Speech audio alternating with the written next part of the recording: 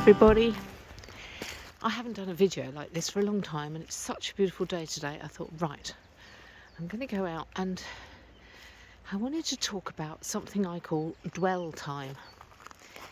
Now, for anybody who is in the world of horsemanship, in particular, this term has been used in what, inverted commas, natural horsemanship, but let's just call it horsemanship.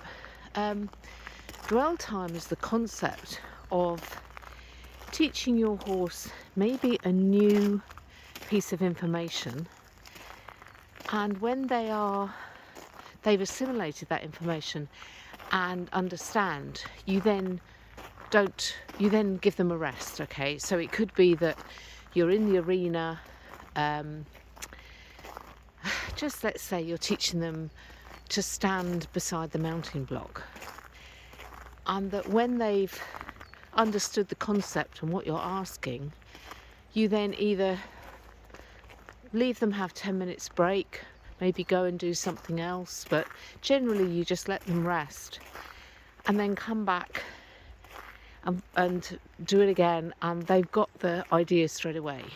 And sometimes it can be that you're working with them and you're showing them what you want, and then when they get it, you actually say thank you very much, that's the end of the end of the teaching session for today, and you either put them in the barn or put them back out in the field.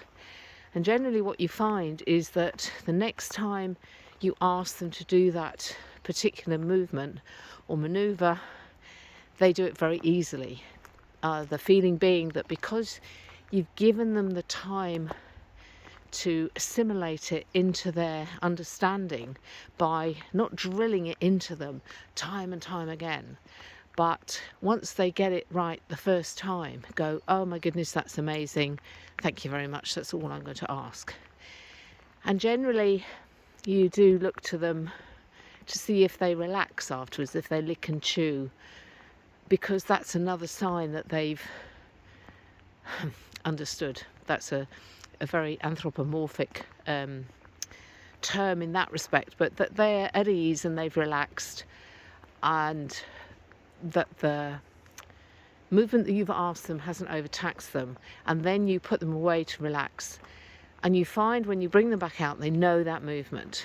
And people find now that if they incorporate that method of not drilling the horse but allowing the horse to learn the method and then relax, that horse knows what you're asking. So that if for any reason you don't actually work with the horse for days, weeks, and sometimes even months, you can bring them out and generally straight away they'll know what you're asking. You won't have to teach it to them again. So that's the sort of horsey concept of dwell time from my perspective. And I suddenly thought I use the same sort of thing when I'm working, doing a session with either a person or an animal, a horse or a dog. Because when I finish the session, what I say to people is the energy will keep working for 2 or 3 days, and changes may happen immediately, or you may notice something changing in the next couple of weeks or even more. And that to me sort of sat with the dwell time as well, in that for me when I'm working, change at an energetic level happens faster than the speed of light, immediately.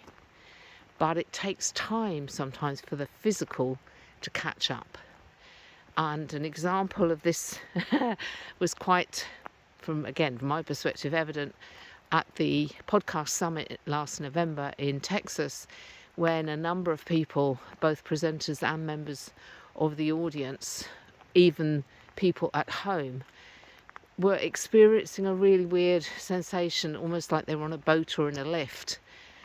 And I commented at the time that I'd once experienced that before, many years ago, at an energetic teaching conference. And it had been explained to me that it was the physical body trying to catch up to the new vibration. So for me, when somebody has a session and don't notice anything happening overnight, but maybe 2 or 3 days later or longer, a week or two, suddenly realise there's been a change. And it can be that maybe the change was gradual, and then 2 weeks later they come to that realisation, something happens and they think, oh goodness, that's changed, that's different, something feels better. That for me is almost like the dwell time, that the change has happened and then no pressure's put on them, nobody's sort of knocking on them going, do it again, do it again, do it again. They are just allowed to be. And then when the system is ready, i.e. the physical, it catches up with the energetic change. And that's when we get the magic of the change happening from the session. Below this, I'll put a lovely testimonial. Somebody reported back to me, sent me a lovely message, and it demonstrated this absolutely beautifully.